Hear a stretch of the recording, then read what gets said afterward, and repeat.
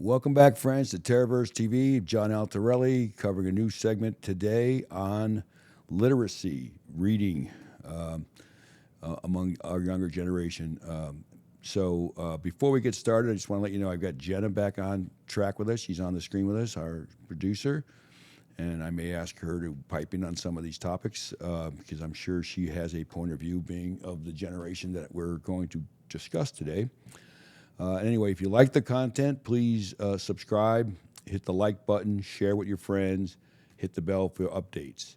And most importantly, if you have any comments about the content, you like it, you don't like it, you want some more, you want some less, new topics, whatever, we'll do our best to respond appropriately. We respond more to people who are civil than people who are not.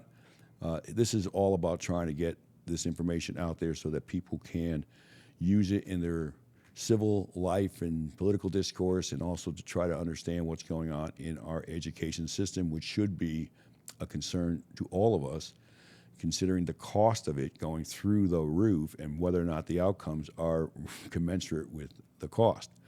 So let me just start by giving you a little background on where this came up. Now, I've noticed this in my own career as a practicing corporate lawyer in big law for over 30 years.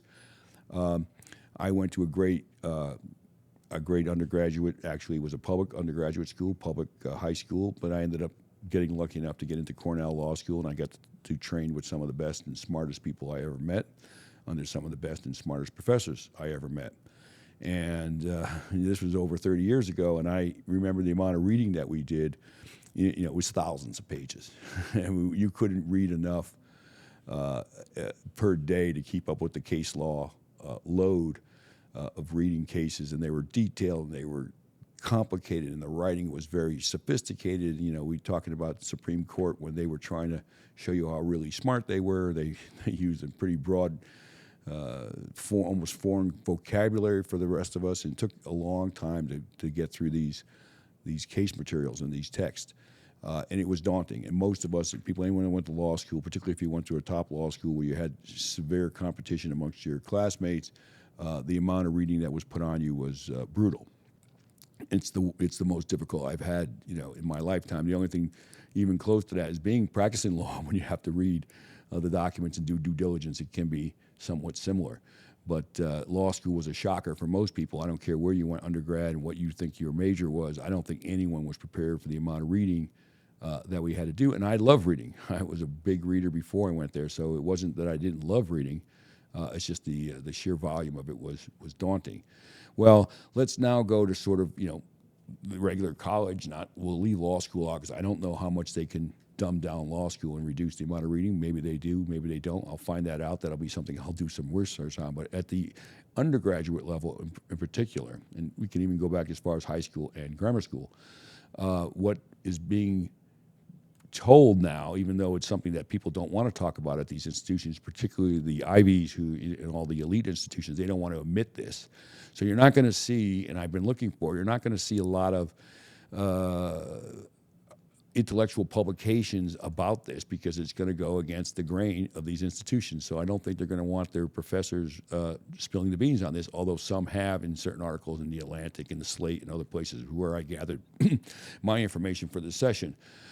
So let me just give you some of the weird findings. First of all, there was this guy at Columbia, Nicholas Dames, a professor there. He said he was shocked. He had a student tell him that he or she had never read a full-length book and was at Columbia. He said his jaw dropped, and I cannot blame him. I can't even imagine how you could possibly go through, 12 years of school and never read a book. Never.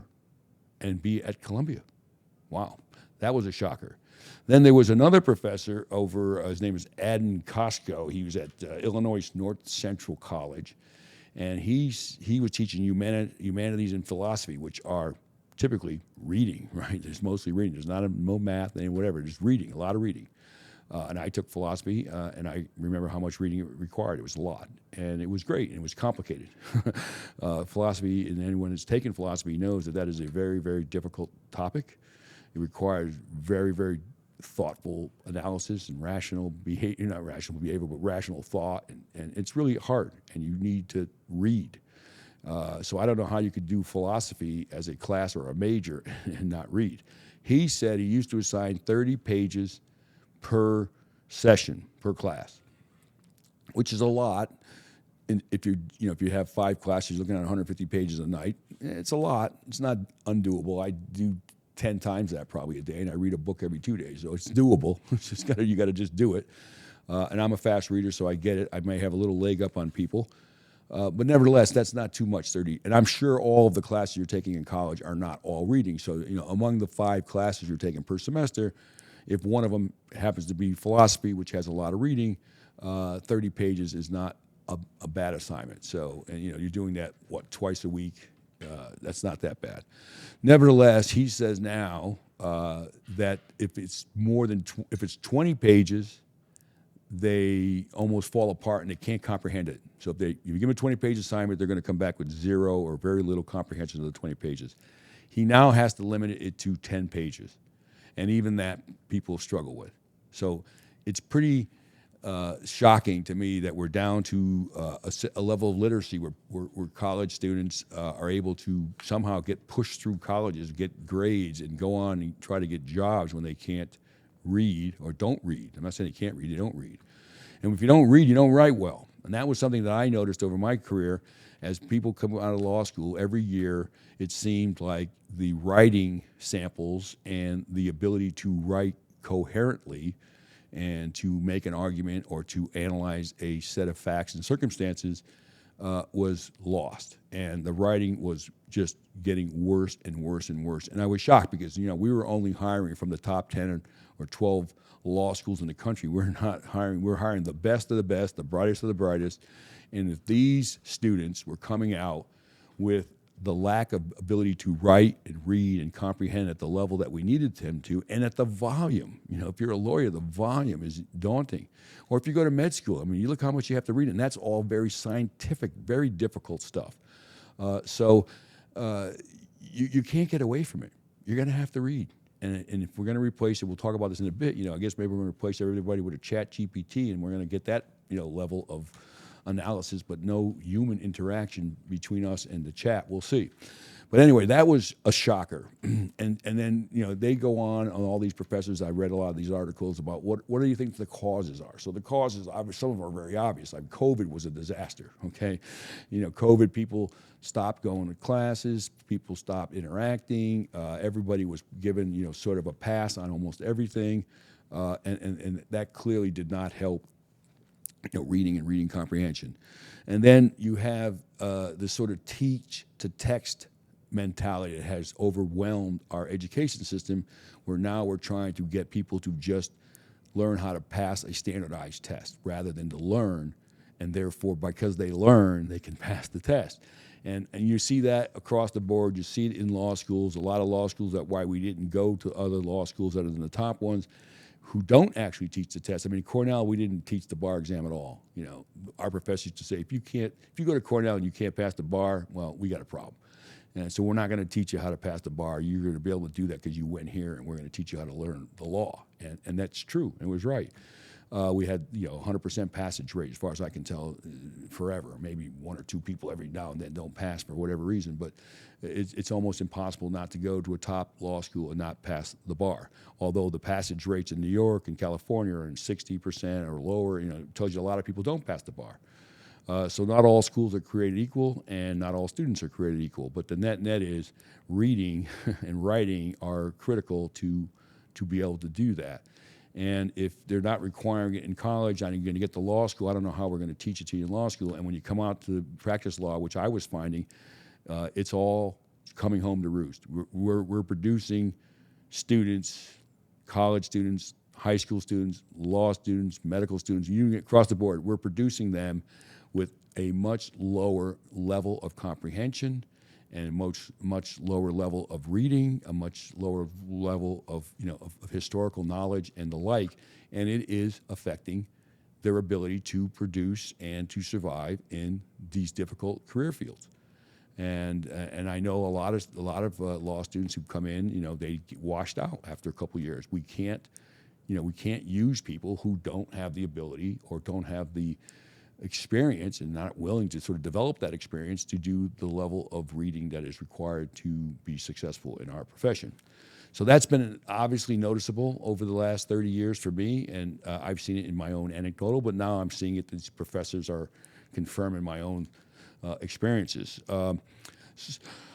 So back to the teach to text, that's a problem, and that's sort of led to this new fad of what they call balanced literacy. I mean, they're coming out with all these wonderful new fads that seem to be making people dumber rather than better, and I don't know why our education system keeps adopting these things, and I don't know who the pseudo-intellectuals are that are pushing these agendas, but they're certainly not doing a good job. And if we have enough data, which I believe we do, we need to go push back on some of this stuff. And if it's not working, then maybe you go back to the old ways. Maybe you go back to phonics, to the way I learned. I'm not trying to be a generational jerk here, or me being a boomer and say, oh, do it our way or no way. The point is the proof is sort of in the pudding, right? If you're not getting a better outcome and you're not being taught with techniques that are going to be good for you, as a student, you should demand better. Don't go with the orthodoxy because that's the orthodoxies of some academic who doesn't really care about you, just wanted to write a new paper, and always wants to attack what was good without figuring out what's better. I never replace something that's old with something that's new unless it's better, okay? Just because it's old, all right? It makes no sense. I mean, that is a silly way to go about your life, and therefore I would encourage you not to throw away stuff that's old because it's good for things that are new that are not so good. In any event, you should look at the numbers and you should look at your own, success and your own ability to comprehend and see if you think it's better. And I don't think you will. I think the statistics now are pretty obvious that it's not. And I think a lot of private schools, a lot of church schools, a lot of homeschooling. By the way, I had to homeschool my son for 2 years just to get him caught up because the public school system was so bad that he couldn't read and write. So I did it myself. And it worked. Got him back on grade. He went to college. He was a dean's list. All that worked out, but it would never have happened if I didn't intervene and actually took him out of school for 2 years, homeschooling for 2 years. And that's a pretty draconian thing that has to be done in order to get, your child through school. Tragic, right? And it wasn't cheap. I had to actually hire people to help me because we were doing 8 hours a day. I had to hire two postdoc students from Columbia and NYU to come in and help and take on subjects, but it was well worth it. And thank God that we were able to afford that and the time myself. So what are some of the other reasons behind this? It's pretty obvious, right? You've got smartphones, you've got the internet, you've got everyone I'll just search Google. Now you've got ChatGPT, you've got all these things that look, you've got Twitter, you've got TikTok. Everything is shorter, and shorter. Your attention span is getting narrower, and narrower. And your ability to sort of think outside of the very narrow perspective that you're being fed on your feed, your inability to sort of think historically, globally, in many different ways where you can look at the connections between different sciences, different, human events. And if you don't have that perspective because you don't read, you just get a little bit of a snippet, it's going to be difficult to make good decisions in life. And that's why you're so easily manipulated by the media or the so-called media. You're so easily manipulated by ideology. You're so easily fall into the trap of believing things that you don't have any basis to know whether it's right or wrong. And I mean big things. COVID was a good example of where people were led to believe a lot of stuff that has now absolutely proven to be false. And people who questioned at the time were vilified. And that's still going to happen. And we can talk about lots of other things that have the same, problems. And you talk about climate change, but what do we talk about the prescriptions to fix it? There's an orthodoxy there. You can't even challenge the orthodoxy, even if you have facts and figures that support a different potential way of dealing with it, because it's not politically correct and it's not part of the mainstream dialogue. And unfortunately, a lot of this is coming from academia. So if you can blame anyone, you have to blame the institutions themselves. They're the ones that are teaching you this stuff. They're the ones that are charging you a fortune. They're the ones that are failing you, and you should be upset about that. So that's another thing. And then there was a couple other interesting facts that I thought were worth talking about. And then I'm going to ask Jen a couple of questions here, and we're going to just talk about it for a few more minutes. It's not going to be a long segment because I think that it's an obvious what I'm trying to get at here, and I think you can do your own research if you don't believe the numbers and things I'm telling you. But But there was a study that was done, and that they found, like in public schools, only about 17% of them taught or used or required the students to read a whole text. So 83% of people never required to read a book in public schools, okay? And then there was an AP course when one teacher said, I had an AP course. We used to, a literature AP course, and I used to ask them to read 14 books over a year, and now I can barely get them to read 6 or 7s. And this is AP, right? So this is advanced placement. This is supposed to be the smartest of the smartest. These are the people you're supposed to be pushing beyond the normal amount of work that you would be doing at that grade level. And now they're cutting that back, more than half. And then this is another thing that shows you what's going on out there. It's grade inflation, right? Or even no grades, okay? So this is a great number to just look at. So 79% of all students at Harvard get A's. 79%. The statistics in the bell curve tells you that can't possibly be, even at Harvard, right, that everyone there gets A's. But it's true.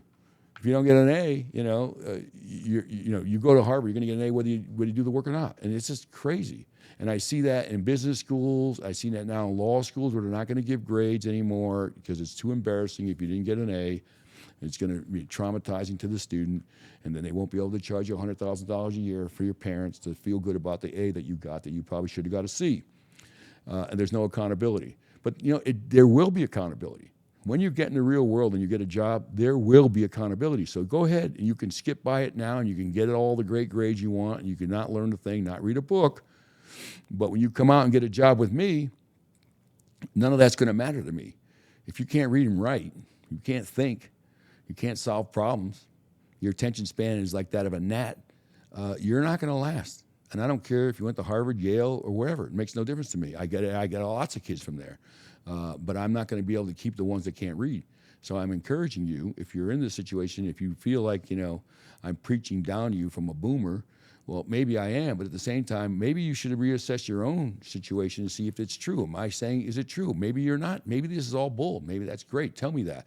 If you're reading 14, 15 books a semester, let me know. They used to have reading lists for the summer. I remember getting these reading lists, and even at a public school, we had like 20 books, and you had to write a book report on every single one of them every summer. And that was on top of your normal during the year reading and the like.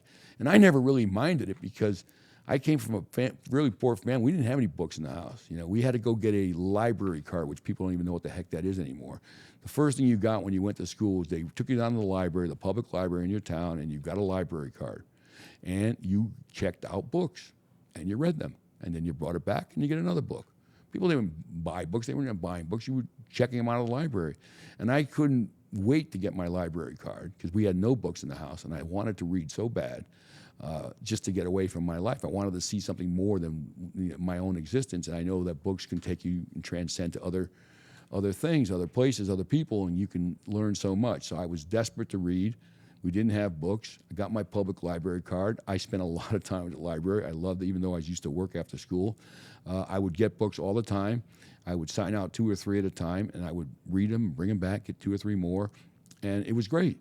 And I loved it. And the reading list in the summer was almost like a benefit to me because it gave me the right to sort of say to my parents or whatever, I've got to read these books. So, if they wouldn't give me a hard time if I had a flashlight, in my bedroom at night, reading after my bedtime, which I often did. And so it was a good thing. So reading is important. It's made me everything I am today. And I wouldn't have gotten anywhere in life without reading and then eventually learning how to write and to think. So it's not like I'm preaching to you, do it because I did it or that's what, it's because it's going to make a difference. It's going to make a difference to you. And the fact that I don't even know if people even know what a library card is, they don't check out books, and you don't need to today. You can get everything online. I couldn't even imagine how great it would have been when I was growing up that I could get access to everything immediately on my phone. Like now, and I can't sleep sometimes at night. I have my phone. I pull it up. I always have a book or 2 going. I got like 3 going right now, and I'll read until I go to sleep. And it's like it's a way for me to relax at night. And I read all kinds of topics, and I love it, and it's great. I'll never stop reading. It's the greatest thing ever, and I really feel bad for people who don't read books or don't read at all or don't have the benefit of reading, the ability to transcend anything in life. It's amazing, And I encourage you to read more, and I think you'll find that it will make your life better. You'll be better educated. You'll be better able to deal with issues in your life. You'll be better able to talk to people and communicate your points of view and be persuasive.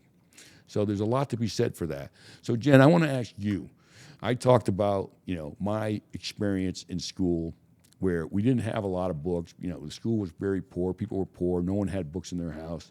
But you had a library card, and you went there. And I don't even know, do people even use libraries anymore? What's your experience, Jen? I go to bookstores also, which is kind of like a library, I would say. So that I do go to. But yeah, of course there's people, I'm not saying the majority, but I'm sure there's someone that uses the library. Well, what was your experience in college in terms of the amount of reading that you were required to do? I don't know what your major was. Maybe it made a difference or not. I don't know. Yeah, that's probably a tough one. I was a dancer, a Bachelor of Fine Arts, so majority of my subjects were movement classes. I did go to the library during college, actually, for my anatomy, kinesiology, history. I also took psychology was my minor. So I did use the library in college often. I also didn't have my own laptop for a while, so I used the computers that were in the library too. So I did attend the library in school. That was at school. But what about, you think, the reading load? Did you ever find the reading load to be too much, or because you were a major didn't have as much requirements that some of these other ones might be, was okay for you? What's your take on that? I felt fine with the reading load, but I know if someone's studying law or anything else, probably a lot more reading than I had to do. I'm sure of that. But I felt fine with the reading load that I was given personally. Okay. And for pleasure, do you do a bit of reading now?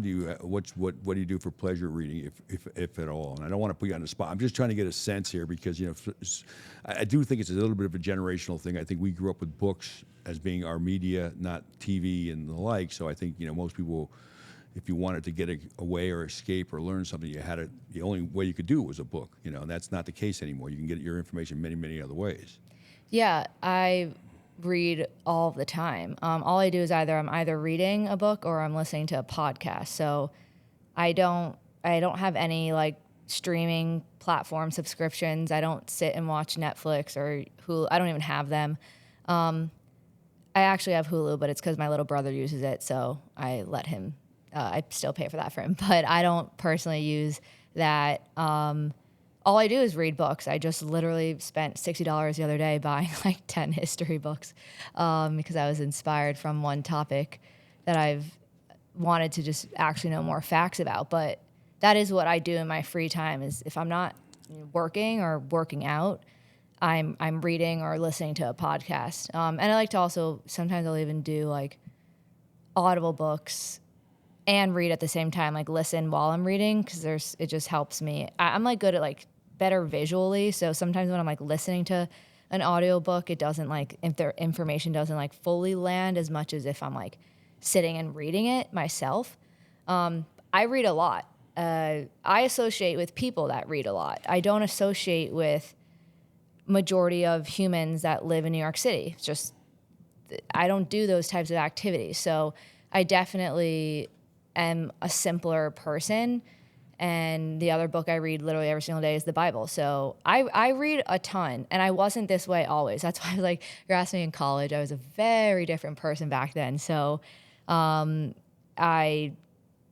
it's hard for me to, that's just so not who I am today. So it's hard for me to relate, but who I am today is definitely, I see the real, you can gain so much information from a book, knowledge. You get to actually learn yourself, increase your vocabulary. That was something I struggled with for a long time. And process information for yourself instead of just, your friends, and you're hanging out with friends and you just hear the information through the grapevine and then you're believing something because your friend said it so passionately. So I feel I've gained more awareness and just how I actually feel about things when I went out and seeked the information myself. Yeah, you probably you probably would not have lasted with me this long if it wasn't someone that reads a lot, because that how I am about that, and how I am about Yeah. writing. I'm a pretty big stickler about every little thing, and you've done very well. So that obviously shows that has benefited you, right? And if you're Yeah, no, I gonna, had to learn a lot too with that for sure. Proofreading. yeah, no, it's a challenge. But again, I've seen a lot of progress, and not only that, but I think you always were good. But the point is now, I mean, I see such a level of competence that it makes me feel good. One, I know people can do it, right, if they want Yeah. to. So it's not that it's something that can't be corrected. You have already admitted that. Look, as you changed your career perspective from dance to now doing things that might require more reading, you took that extra step to build those skills, and that's really important. Again, that gives me hope. But I'm not seeing it across the board. I'm not. And I'm seeing it worse and worse, even in the lower grade levels. Like my son was not required to read anything, pretty much. I mean, really, he got printouts. His classrooms were definitely like little copies of 3 or 4 pages or something. No books, no textbooks even. It was really sad. My younger girls now are similarly in a situation where they're not getting a lot of reading or like substantive reading, but thank goodness their mother, she's an academic and she's big on the reading, and she reads to them, and they, I went to see them on Sunday, and they were in their pajamas, reading books, early in the morning, Nice. and I said, "Oh, this is great, thank God, my girls like to read." And it's wonderful, and they like to read with me. We actually make up stories. They actually have a great imagination because of that. They kind of write little plays. They write little vignettes, and it's amazing. And I can see how their level of intellectual curiosity and also their ability to communicate with me is amazing. I mean, already at their age, this is all coming from reading, without a doubt. Yeah. Because I can tell, this is not something they would have heard in a casual conversation around the dinner table. So that's been really helpful. But I know it's not coming from the school; it's coming from their mother. And unfortunately, I think that's where parents are going to have to step back in, and they're going to have to demand more from their schools, because if they don't, I think you're going to have a bunch of sort of semi-literate people coming out of some of the best schools. And I've seen it personally, so I know it happens. And I hear it all the time. People hate to read. They hate to read. And they can't comprehend past, 2 sentences. People don't even like texts that are more than a few words. And they continuously trying to truncate the words and change the dialogue and change the language to use less and less words. And I'm a nut job about that. Even when I write a text, it has to be grammatically correct, and the punctuation has to be correct. And, it has to make sense. And people don't even read my text because they're too long. I get it. And so I don't know how to bridge that gap when some people just don't want it. It's just too much. And how I communicate with them at the same time. How do I also get people prepared with the skills to still do the things that are required out there in the world? I mean, what do you think about that, Jen?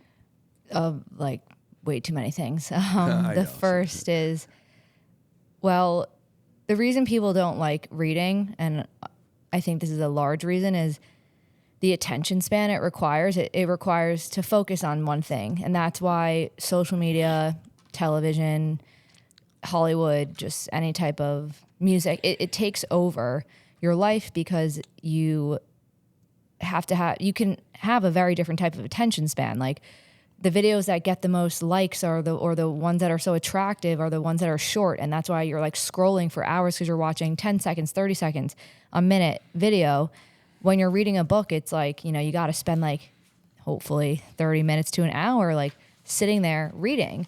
And it's not this constant stimulation. So we have such a lack of focus and like being, I would also argue, for a lack of a better word, like kind of just being still and boring at times, like just like being calm, like we don't really know how to do. We're like always seeking another type of like dopamine hit or some type of stimulation. Like we don't know how to just like be. We're like running on this track and we're never stopping. And so I think that's why a lot of people don't like reading, is because they have a very hard time focusing. And so that's why the act of it is you're not able to do what the act is requiring, like sitting and taking information in a progression. So that's number one. Number two, when I have children, they will 1,000 million% be homeschooled. I mean, I don't trust anyone that is in public schools today to inform my child of things that I would want them to be informed on. And I think a lot of probably just because, of course, technology has made things way better in many ways. I'm not discounting that. So I'm sure in schools you have a lot more of these like virtual textbooks or probably videos to learn off of and different things like that. But again, that is teaching our minds and it's creating different neurological connections than it does to like manually do this type of work and labor of reading, writing. Like it's a different neuron that's firing. When I have to type on a computer, I have to like sit and write a letter. So I think that's also another big thing. And I had one more, but it just lost my mind. It's okay. But yeah, I'm very passionate about that. I think we don't know how to focus at all and like stay in on one task. And we're like always seeking like extra like stimulation, which is why we chase, alcohol, drugs, sugar. I think it's like, yeah. I hear you. Jen, I again, it reminds me of when I was a kid, the only pleasure I really had in life was reading. To be honest, my life was not great. We were real poor. I worked hard, and I did enjoy school. I loved school.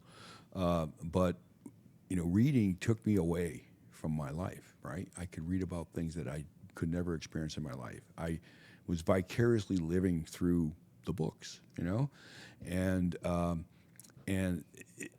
loved it. I could stay up all night reading. My parents would get mad or turn the light out, whatever. I did a little flashlight thing. That's how I read. I just loved it. I couldn't wait to get another book in a series. I would read a series of books or something, and I just couldn't wait till the next one came out so I could read that. And today, for me, reading is like the only real, true relaxation for me. So I really feel bad for people who find reading to be a chore, right? A job or an annoyance or not pleasurable because, wow, it really is. And the knowledge that comes from it, you can't get it in a snippet. Jen, I've tried everything to try to synthesize what we need to know and all the research that you and I do to try to get it in a sizable chunk that you can use. But there's nothing like reading the whole thing. Like when I go back and read the whole novels, like I'm reading a lot of stuff on Thomas Sowell right now. It's like amazing. And it's like, but I hear the whole thing. And one of the things I'm doing, which, I'm going to throw out there for people if they want to try it, it might be useful to them, is I read and listen to the text at the same time so that I can, reinforce it sometimes. So like if my mind drifts off from the listening part, I still read it. Or if my eyes drift off from the reading part, I'm still hearing it. I sort of now have doubled down, on the input to get it both visually and audibly and see if that actually helps my comprehension. And I find that it does, frankly. I don't know if you've ever heard of that or tried that, but that's something I do. Oh yeah, I think I actually said that a couple minutes ago. Oh, That's exactly okay, I do the same you said thing. the same thing. Okay, good. Yeah, no, I completely agree. It's and I really, because I just go back to like who I was before, and it's so true. It's just like really hard to get quiet, and when you read, you need to be quiet, and people have a very, very hard time of focusing their mind, quieting their mind. And I feel for those people because it shows a form of mental health issue. Not saying like I'm not gonna name the type or the extreme. That's what that shows. If you have a hard time focusing, you have some type of mental health issue. There's a better word, but I don't know what to say right there. So. Well, I mean, you hear about attention deficit disorder, right? That's one that everyone seems to have today. So there's the excuse for people not being able to do schoolwork or focus is you've got some sort of deficit disorder, and I don't know if that's true, not true, what the spectrum is, but it seems like that seems to me. I've always been a little bit concerned about that, whether that's a bit of a cop out for not just buckling down, right, and staying quiet and reading, or paying attention to the classroom. I think there's always been people on the spectrum. I'm probably on the spectrum. We're all on some spectrum, but I think if you don't require people to overcome it, right, with whatever way you have to overcome it, and just accept that as a norm for you, and therefore you don't need to learn, you don't need to read, you don't need to advance yourself.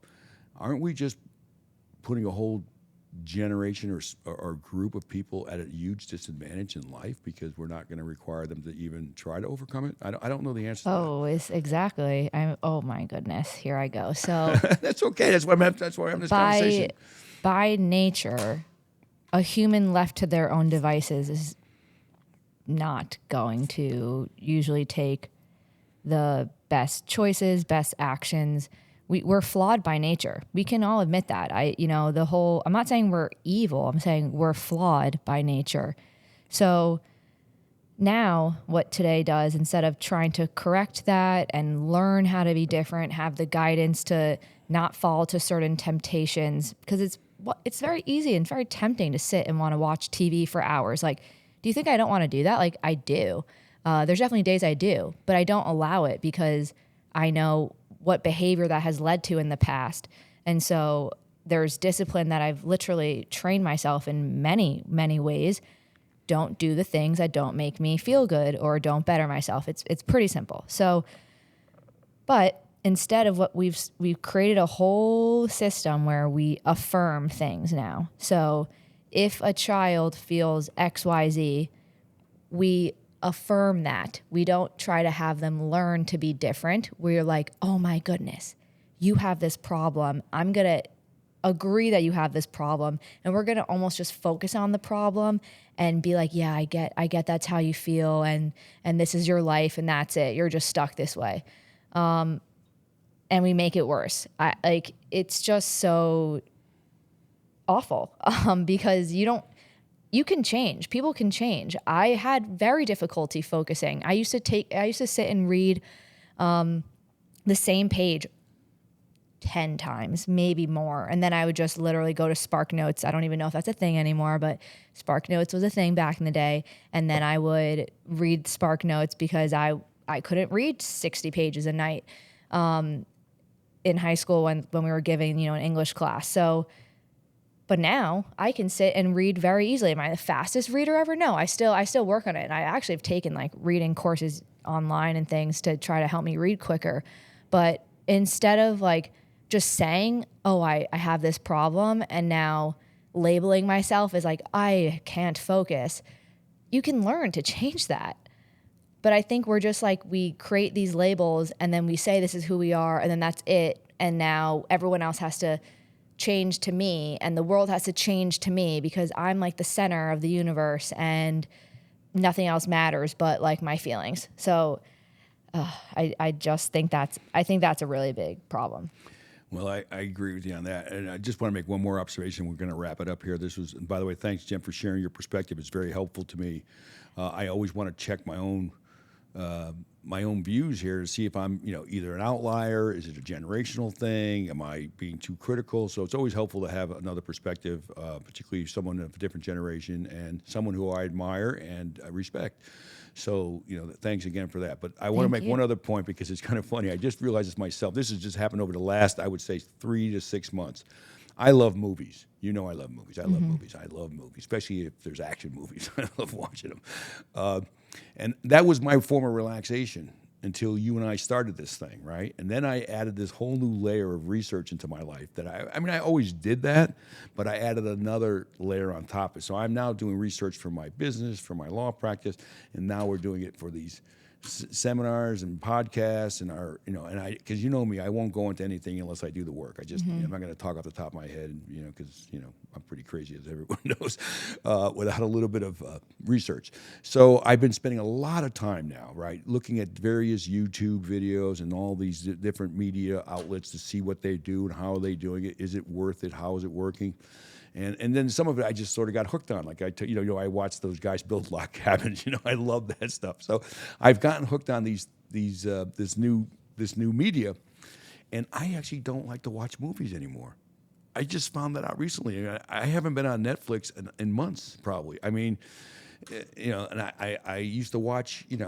I was probably watching Netflix every night or every other night, and now I'm not doing it. I don't find the need to go look for a 2-hour movie when I can do 100 things in 2 hours instead of one movie, which would have been nice and it was relaxing, but of course, the movies aren't that great anymore. So I don't feel like I'm missing a whole lot of, a whole lot of history or something that's so meaningful to me. So if I had to give up something, I'm happy to give up the movies. But I have changed my view on how I take information and where I get it from and what I do for relaxation. I've always liked to read, so reading is always going to be part of it. But I'm also now filling in some of that with some of these shorter media clips like the YouTubes and the like, which is good and bad. Some of it's good because I'm getting a lot more information quicker. And the other part is, am I getting it deep enough? So you do the same thing. We look at multiple versions of everything. We're not going to take one source and think that that's the source. But that takes a lot of work, right? So I'm spending hours like comparing different things. But I don't mind it because it's learning. For me, it's all about the learning, and it's been great. And I'm just throwing this little session out there only because I was not shocked. I actually was getting confirmation of what I've been thinking for a while about this, and now it's starting to come out of the out of the schools now, where the professors themselves are starting to raise the alarm. Thank goodness, and hopefully. We can fix this, because I've been watching these YouTube videos, and I know you watch some of them too. When they're talking to Charlie Kirk or and you got college students at the top schools having a hard time even making a thought. It's really tragic. And then I watch them. Every one of them has to come up there with their phone, right? Because they couldn't even remember the question, the one sentence question that they wanted to ask, that they have to write it on their phone, or they had to look it up on Google, and they have to read it off their phone. I got to tell you, that would never be allowed. When I was going to school, if you couldn't hold a thought in your head, you're dead, okay? And that's what I'm seeing. People cannot hold a thought in their head, Jen. And so that's another thing that was concerning me. Anyway, I'll let you have the final thought, and then we'll sign off, on this. Oh goodness, I know. Of course, I know. I just like my mind goes more, but no, thank you for also letting me share my input and to hear yours. I think what I'll just say to people is to find out for yourself. Maybe the way your brain operates doesn't have to be the way it always operates, and just dare to try to find a different way. You don't have to be the way you always were. And I just think if people would just kind of like explore those things more, then we could stop focusing on things that don't matter, and help the world a little bit by changing ourselves. So perfect. So that's Jen's point. I love it. So rewire yourself. That's what she's telling you. You can rewire your programming. Do it, and make yourself better. That's a great way to end this, Jen. I think that's a perfect a thought to leave to people. Is you're right. You're not stuck where you started. You can do better. You can learn more. You can change your body, and you can change your mind. And one of the ways to do that is through exploration and reading. And you and I are on the same wavelength there. Yes. So rewire yourself, Jen. We're going to retitle this thing to rewire your brain section. Exactly. All right. Well, let's sign off again. God bless everyone. Thanks for listening. I hope we helped you with something. Subscribe, like, ring the bell, share, comment, and particularly, I know people like to tell me how great Jen is. So don't be afraid to put those in there. We do like those comments. Thank you very much. Good night.